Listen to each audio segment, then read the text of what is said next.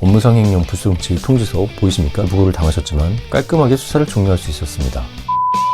안녕하십니까, 문종탁TV의 문종탁 변호사입니다. 제가 최근에 경찰 조사 잘 받는 방법, 변호사가 필요한가 2편 열렸는데요. 오늘은 억울하게 업무상 횡령으로 고소를 당해서 저를 찾아오신 의뢰인분을 경찰 수사 단계에서 불송치로 막아드린, 보이십니까? 성공 사례를 소개시켜 드리겠습니다. 성공 사례를 할 때 보이십니까? 왕관넥타이를 맸는데요. 의뢰인분은 공유 지분으로 돼 있는 상가의 임대인 협의회 회장이셨습니다. 어떤 개인적인 이득도 없이 공유 지분이 100명이 넘게 돼 있다 보니까 임대를 받아서 지분별로 분리해서 송금해주고 이런 일들을 회장으로 뽑혀서 하고 계셨었는데요. 보통 업무상 횡령으로 고소를 당하는 경우를 보면 대표일이나 자금 관리하는 일이나 이런 걸 하다가 주로 경영권 분쟁이나 반대 세력들이 고소를 하는 경우가 종종 있는데요. 이 경우에도 고소인이 오히려 상가 임대인들의 분쟁을 조장하고 저희 의뢰인을 업무상 횡령으로 무고에 가깝게 고소한 사안이었습니다. 오늘 영상에서는 업무상 횡령이 무엇인지, 업무상 횡령의 방어 포인트는 무엇인지, 저는 이 사건을 어떻게 해결했는지에 대해서 실제 사례로 설명을 드리겠습니다. 저희는 조문부터 보여드리죠. 횡령죄 보이십니까?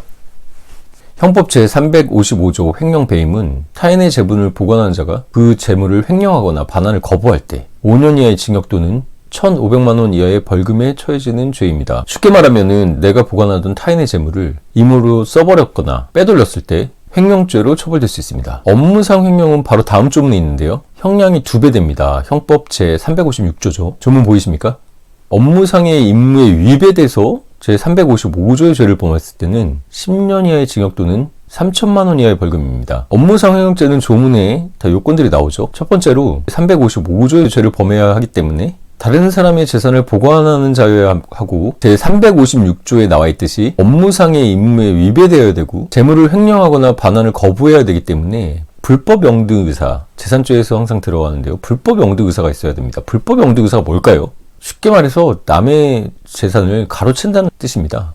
내게 아닌데 나나 제3자의 이익을 위해서 업무상의 임무를 위배해서 내가 보관하고 있는 타인의 재물 또는 재산을 자신의 소유와 같이 사실상 처분하거나 빼돌리는 것을 말합니다. 예를 들어서 내가 회사에 회계 업무를 맡고 있는데 회사 돈을 보통 횡령했다고 그러죠. 회사 돈을 몰래 빼돌려서 내 마음대로 유인비로 쓰거나 차명계좌에 넣거나 이런 경우 성립하는 게 업무상 횡령이겠죠.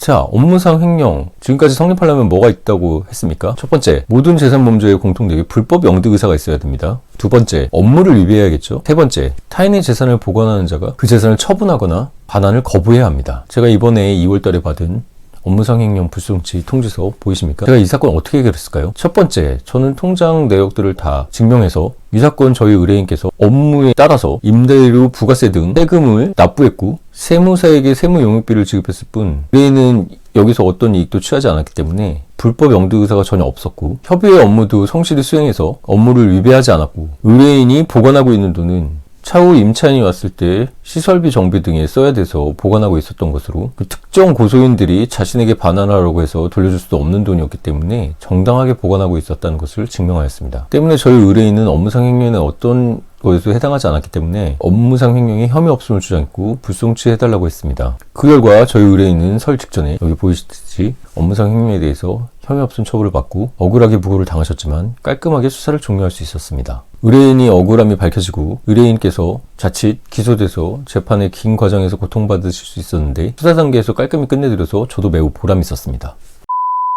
업무상 횡령죄는 제가 조문에 보여드렸듯이 10년 이하의 징역이나 3천만 원 이하 벌금에 처해질 수 있는 중범죄입니다. 따라서 서두에 말씀드렸던 것처럼 보통 경영 분쟁이나 반대파들이 업무상 횡령을 했다고 고소하는 경우들이 있는데 그 경우 네이버에 지식인 답변이라고 해서 사실상은 초등학생이나 전문가도 아닌 사람들이 했던 답변을 믿고서 안일하게 대응하거나 지난번에 쓴 것처럼 딱 한 단계 선임을 한다면 바로 수사 단계에 선임해야 될 변호사와 상담도 없이 안일한 마음으로 경찰에게 조사를 받아서 업무상 횡령으로 오해받고 송치되고 기소되는 일이 절대 없도록 하시길 바랍니다. 업무상 횡령으로 고소를 당하셨다면 수사 단계에서 나의 결백을 입증할 수 있는 자료들을 내가 모아서 수사기관에 제출해야 되지 수사기관에서 알아서 내 억울함을 풀어줄 거라고 착각하면 안 됩니다. 항상 말씀드리지만 제일 좋은 것은 재판 단계의 무죄가 아니라 수사 단계에서의 불송치입니다. 형사 사건에서 가장 필요한 단계는 바로 수사 단계입니다. 재판에 가서야 변호사를 선임하겠다. 그때 본격적으로 다퉈보겠다. 이건 매우 위험한 생각이라고 제가 여러 차례 말씀드렸습니다. 검사가 이미 범죄가 인정된다고 해서 기소를 했던 경우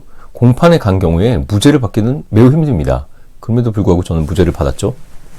그렇기 때문에 재판 단계라면 너무 절망하지 마시고 저한테 연락하실 때, 만약 업무상 횡령이나 이런 재산범죄로 고소를 당하셨다면 부디 재판 가서 다투겠다는 이상한 생각을 하지 마시고, 수사 단계에서 변호인을 선임하셔서 변호인 의견서도 내고, 수사 단계에서 불리하고 이상한 진술 안 하게 변호사의 코치를 받으신 다음 적극적으로 대응하시길 바랍니다. 형사 수사 단계에서 변호사의 도움이 필요하시다면 위의 번호를 꼭 연락 주시고, 오늘 내용이 도움이 되셨다면 좋아요, 구독, 알람 설정도 부탁드리겠습니다. 형사 고소를 당하셨을 때 고소장 열람복사 이런 것들은 전에 영상에서 알려드렸으니까 참고하시고, 그리고 형사 상담받을 때 인생에 걸린 상담이죠. 당연히 법률 상담은 유료입니다. 하지만 문종탁TV의 구독자 멤버십에 가입하신다면 한 달에 한 번은 제가 무료로 자세히 법률 상담을 해드리고 있으니 뭐 필요하시면 한 달 가입하게, 그 다음 탈퇴하셔도 좋습니다. 한번 해보세요. 지금까지 문종탁TV의 문종탁 변호사였습니다. 감사합니다.